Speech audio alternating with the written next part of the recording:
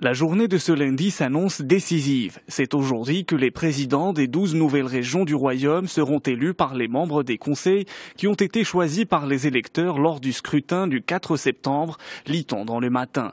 La course à la présidence est encore serrée au niveau de plusieurs villes et le suspense reste entier dans les régions de Casablanca-Stade et Tanger-Tétouan et El Hoceima. Toujours dans les colonnes du matin, on apprend que le Maroc est l'un des pays les moins exposés à une dégradation majeure de sa notation suite à des catastrophes naturelles.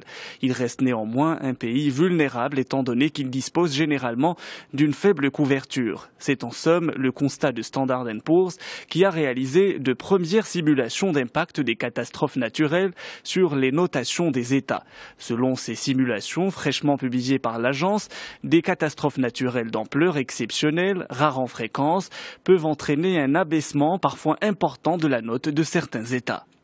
Les Échos titrent sur la santé. Hossein Lourdi a été l'invité de la Chambre du commerce britannique au Maroc le 10 septembre. Lors de cet événement, le ministre révèle ses priorités pour le reste du mandat.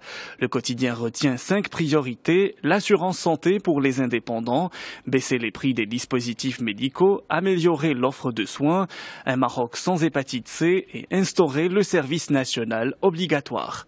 Les Échos s'intéressent aussi à la Samir. Après des tractations qui ont duré plusieurs semaines, le conseil d'administration de la raffinerie de Mohammedia vient de décider d'une augmentation de capital de 10 milliards de dirhams en prime, une refonte du mode de gouvernance, un petit pas sur le long chemin de sauvetage, écrit le journal.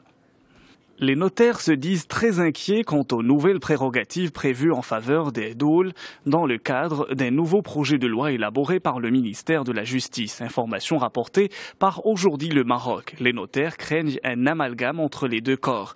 La possibilité pour les doules de recevoir les dépôts de fonds de la part des clients figure parmi les dispositions dénoncées par les notaires. Qui ira chercher les 20 milliards, titre l'économiste qui fait allusion aux 20 milliards d'arriérés d'impôts locaux à fin 2014. Le montant non recouvré par les communes. Selon le quotidien, récupérer cet argent est le grand défi pour les nouveaux présidents.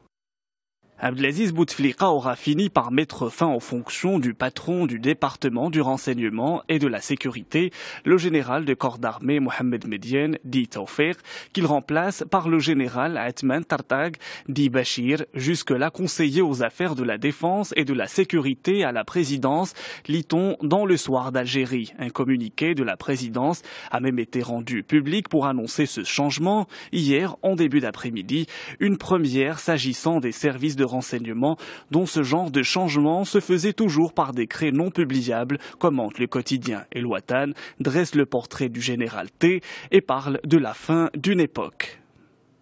La presse française fait sa une sur la migration. 20 minutes, titre sur un sondage de YouGov.